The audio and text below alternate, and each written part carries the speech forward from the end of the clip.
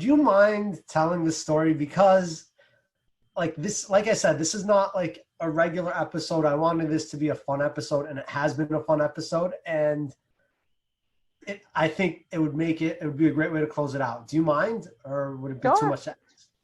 I could All right, tell it. It's all right, fine. I mean, it'll probably be a movie after this, all but right. it's So, it's so okay. anyone who uses this, copyright for Jazzy, and I'm about to start law school, so I'm gonna figure out how to protect her. So if you use this shit for your own movie, I'm coming after you.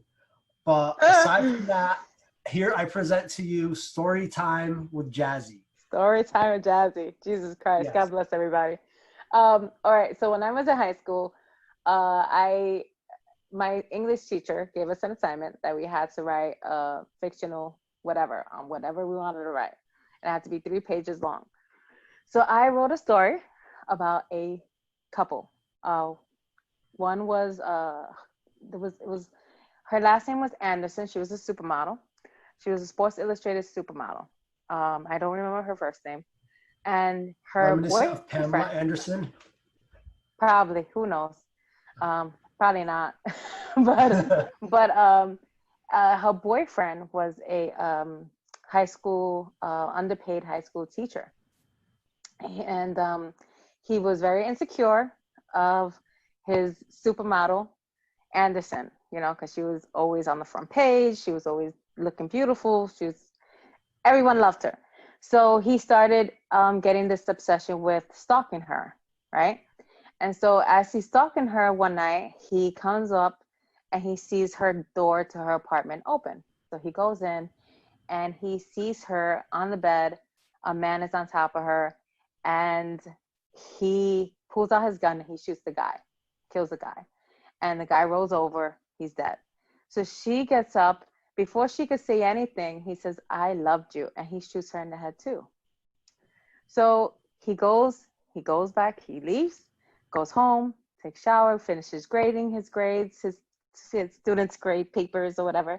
And he wakes up in the morning, he's putting on his clothes, and he looks at himself in the mirror and he says, "You did it. You did it because she deserved it. She was cheating on you. You knew she was cheating on you." And then he looks in the mirror and he sees the TV behind him through the mirror, and it says, "A breaking news, Sports Illustrated model Anderson was killed." And she was killed as she was being robbed. And the assailant that was robbing her actually was killed as well. And blah, blah, blah. And then he just started hyperventilating. Then he realized, wow, she was actually being attacked. She was being fucking robbed and she was being raped. Oh my God. So he freaks the fuck out. And after he freaks out, he calms himself down. He sits with her mom and they're consoling each other. They go through the funeral, they go through the arrangements, he goes through the interviews with the police and the detectives, and the detectives tell him they of course he's not a suspect. So but then when he gets home, he can't go back to work, he can't do anything, because now he's going crazy. Now he's seeing her in the house, she's walking around, he's getting up to get something to drink, he's seeing her decaying day by day, she's decaying, and she has this fucking head, like holding her head, and she's just watching him. And she's like, and he would get up and he would dream about her, and he would get up in cold sweats, and she'd be like, "Why'd you kill me? Why'd you kill me? Like, I loved you so much, you fucking killed me." And finally, the last page was him going to the detectives, and he was not himself. He was fucking rough. He looked like he was living rough, and like he hadn't even fucking showered. So he tells the detectives, "It was me. I did it. I did it." It's two detectives. They're like, "Listen, sir, get a fucking lawyer. What are you doing here? Let's get a lawyer. You're gonna be fine. You're just depressed. You need to see a doctor." He's like, "I did it." They're still telling him to get a lawyer, and he's like, slams the gun on the table, and he's like, "I did it. She was wearing this, this, this, this. I did it. This is how the apartment was." And then finally, they look at him, and they're like, "Why would you fucking kill your girlfriend? She was getting fucking attacked." And he breaks down and he cries. He's like, "I thought she was cheating on me. I thought she was cheating on me, and I fucking killed her." I said, "You don't know what it's like." He tells them, "You don't know what it's like to live with this fucking guilt of murdering the only woman you ever loved." And then I ended it with "You have the right to remain silent." That was it. That was my story. The Got A end. plus.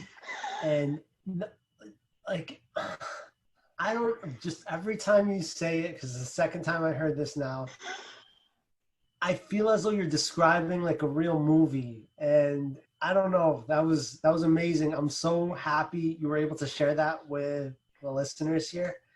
And that's like, it's amazing to think about the creativity we had when we were young. I know. I know. Yeah.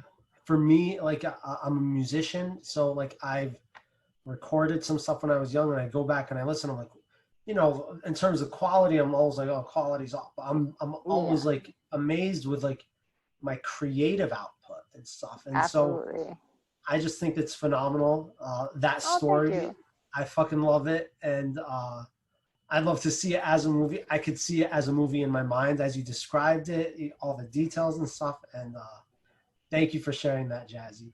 Thank you for having me on your podcast. Hey, I so really thanks for enjoyed tuning into another clip of Johnny's Jabs. If you liked what you just saw, please be sure to share this with your family and friends and comment below. And if you want to get more content like this, it's easy. Just click the bell below to subscribe. Follow me on Instagram and Twitter at Johnny DeBoer. And I'll catch you guys next time.